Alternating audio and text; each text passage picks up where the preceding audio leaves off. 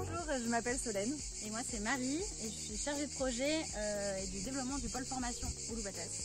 Je suis aussi chargée de projet spécialisée sur le sujet de l'alimentation. Actuellement je travaille sur deux projets. Un premier projet qui s'appelle Définov, un projet sur 3 ans qui permet de structurer le pôle formation au sein du Loup-Batas en ayant deux grands axes. Un premier qui est d'accueillir des personnes éloignées de l'emploi sur le gîte du Loup-Batas dans de l'immersion, dans de la formation, mais aussi structurer et faire de la formation professionnelle ici sur ce lieu. Deuxième projet aussi, c'est accompagner une structure, un accueil collectif des mineurs dans le nord de la France.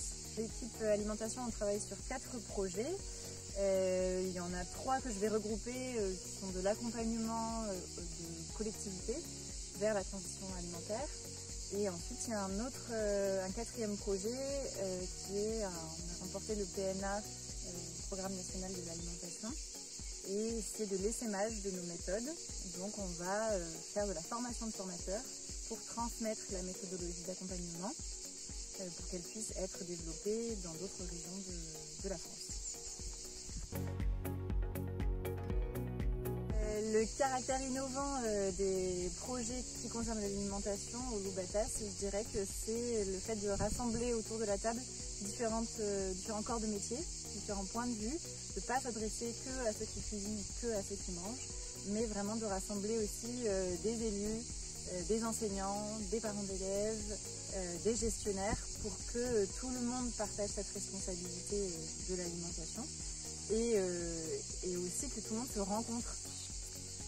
Le projet Définov, il repose sur le fait que on peut faire de la formation autrement et pas de manière très classique, assis sur un bureau, une table, enfermé.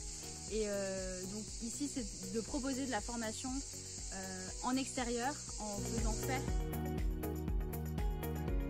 Le cadre de la formation, ce serait en tout cas d'avoir un focus métier et qu'on puisse chacun dans nos métiers du quotidien, dans la vie de tous les jours, on puisse intégrer ces enjeux de la transition écologique, le respect du vivant. Et donc ce serait au travers des formations au Loup-Batas de se dire chacun peut repartir et va pouvoir contribuer aussi à leur tour au sein de leur structure, au sein de leur métier, enfin concrètement dans leur métier au quotidien, intégrer ces dimensions-là pour un meilleur avenir. Dans le cadre du projet Vie nourricière, cette question-là, elle est vraiment centrale. Dans un des modules qu'on fait, on accompagne les acteurs à rédiger leur projet alimentaire.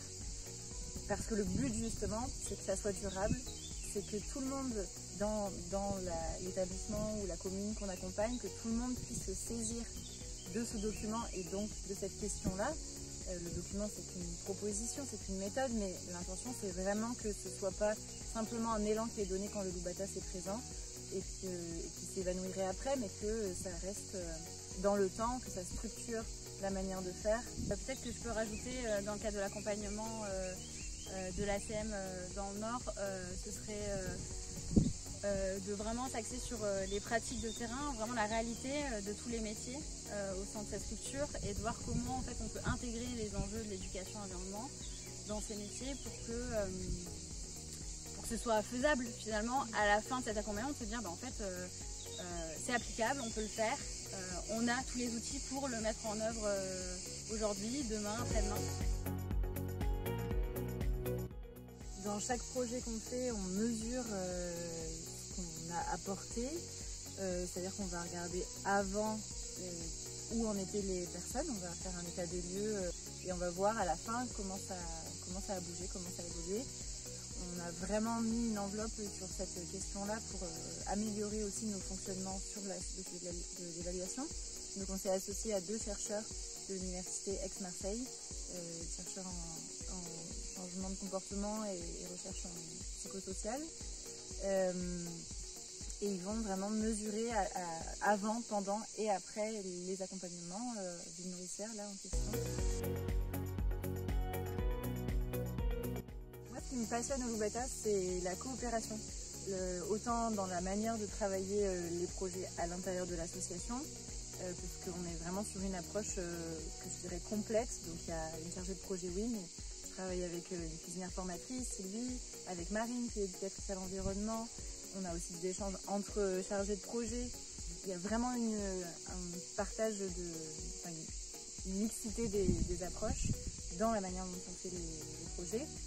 Et peut-être à ça, je rajouterais aussi la notion de joie et de plaisir dans ce qu'on fait et ce qu'on fait aussi en interne, enfin entre nous, mais aussi à l'extérieur. Et il y a toujours cette bonne humeur qui est constante et en fait qui rassemble les gens, je trouve.